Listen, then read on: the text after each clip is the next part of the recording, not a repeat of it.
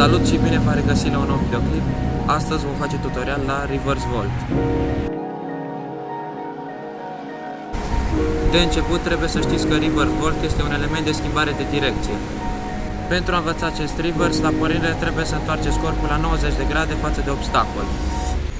Dacă sunteți dreptaci, obstacolul va fi în dreapta voastră, iar dacă sunteți stângaci, obstacolul va fi în stânga voastră.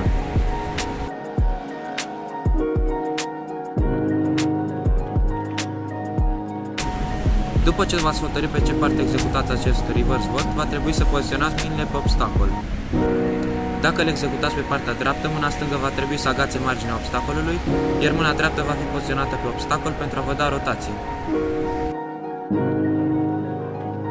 Următorul pas este să vă așezați pe obstacol și să vă răsuciți la 180 de grade.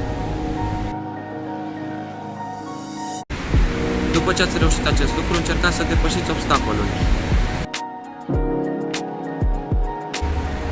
Un lucru foarte important este să vă răsuciți fără a atinge picioarele de obstacol. Rotația va fi executată doar pe șolduri.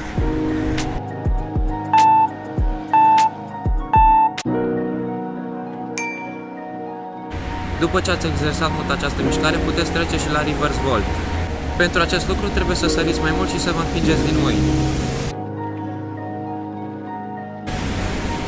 Pornirea va fi întotdeauna de pe un picior pentru a putea sări mai ușor.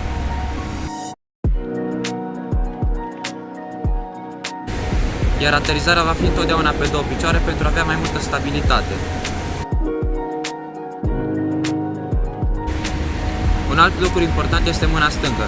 După ce ați sărit, mâna stângă trebuie desprinsă de obstacol pentru a putea realiza rotația.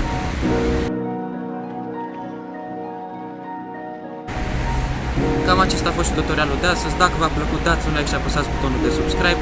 În continuare vă las câteva cadre cu situații în care puteți folosi Reverse Volt. Și ne vedem la următorul video.